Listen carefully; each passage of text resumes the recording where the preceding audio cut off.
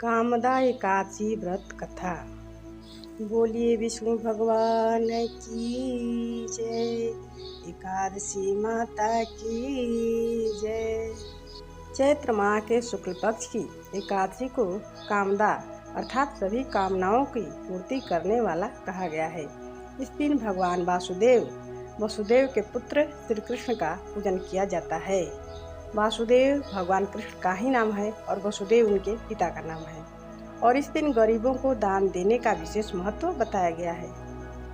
पुलकित मन से भगवान श्री कृष्ण को कोटि कोटि नमस्कार करने के बाद धर्मराज युधिष्ठिर ने भगवान श्री कृष्ण से प्रार्थना की, हे महाराज, अब मेरी इच्छा चैत्र मास के शुक्ल पक्ष की एकादशी के नाम, महात्म्य, पूजा विधान आदि के बारे में विस्तार पूर्वक जानने की इच्छा है। तब भगवान कृष्ण ने कहा, हे राजन, यही प्रश्न एक बार महाराज दिलीप ने महर्षि वशिष्ठ से पूछा था। तब वशिष्ठ जी ने जो कथा महाराज दिलीप को सुनाई थी वही मैं आपको सुनाता हूँ। बहुत पहले समय की बात है। ये रत्नपुर नामक एक नगर पर अनेक ऐश्वर्यों से युक्त पुंडरीक नाम का एक राजा राज्य करता था। रत्नपुर नगर में अनेक अप्सरा, किन्नर तथा गंधर्व वास करते थे। उनमें ललित और ललिता नामक पति पत्नी भी रहते थे। उन दोनों में अत्यंत स्नेह था। थोड़े समय के लिए भी अलग अलग होते ही वे दोनों अत्यंत व्याकुल हो जाते थे। एक समय पुंडरीक की सभा में अन्य गंधर्वों के सहित ललित भी गाना गा रहा था। गाते गाते उसको अपनी प्रियतमा ललिता का ध्यान आ गया। इससे ध्यान भंग हो गया और गायन का स्वरूप बिगड़ गया। ललित के मन का भाव जानकर करकोट नामक नाग ने पद भंग होने का कारण राजा से कह दिया। तब पुंडरीक ने क्रोधपूर्वक कहा कि तू मेरे सामने गाता हुआ अपनी स्त्री का स्मरण कर रहा है, अतः तू कच्चा मांस और मनुष्यों को खाने वाला राक्षस बनकर अपने किए कर्म का फल भोग। पुंडरीक के श्राप से ललित उसी समय विकराल राक्षस हो गया।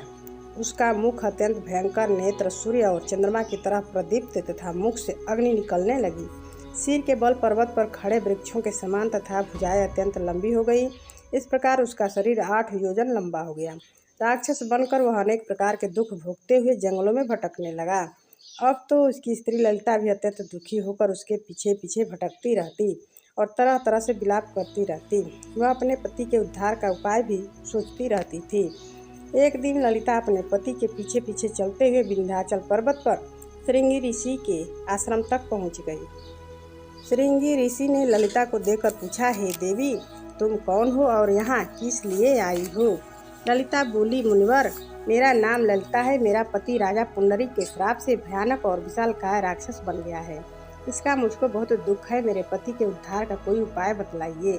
ऋषि बोले, हे गंधर्व के कन्या, अब चैत्र शुक्ला एकादशी आने वाली है, जिसका नाम कामदा एकादशी है। उसका व्रत करने से मनुष्य के सब कार्य सिद्ध होते हैं। यदि तू कामदा एकादशी का व्रत करके उसके पुण्य को अपने पति को दे तो राजा का श्राप भी अवश्यमेव शांत हो जाएगा और तेरा पति शीघ्र ही राक्षस योनि से मुक्ति को प्राप्त होगा।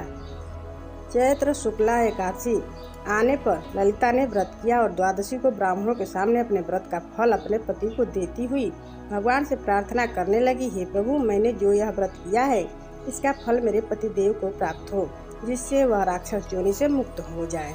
एकादशी का फल देते ही उसका पति राक्षस योनि से मुक्त होकर अपने पुराने स्वरूप को प्राप्त हुआ और अनेक सुंदर वस्त्राभूषणों से युक्त होकर ललिता के साथ विहार करने लगा। उसके पश्चात वे दोनों एक दिव्य विमान में बैठकर स्वर्गलोक को चले गए। वशिष्ठ मुनि ने कहा, हे राजन, इस व्रत को विधि पूर्वक करने से समस्त पापों का नाश हो जाता है तथा राक्षस आदि की योनि भी छूट जाती है। संसार में इसके बराबर कोई और दूसरा व्रत नहीं है। इसकी कथा पढ़ने या सुनने मात्र से ही वाजपेय यज्ञ का फल प्राप्त होता है। इति श्री एकादशी व्रत कथा समाप्त। बोलिए विष्णु भगवान की जय, एकादशी माता की जय।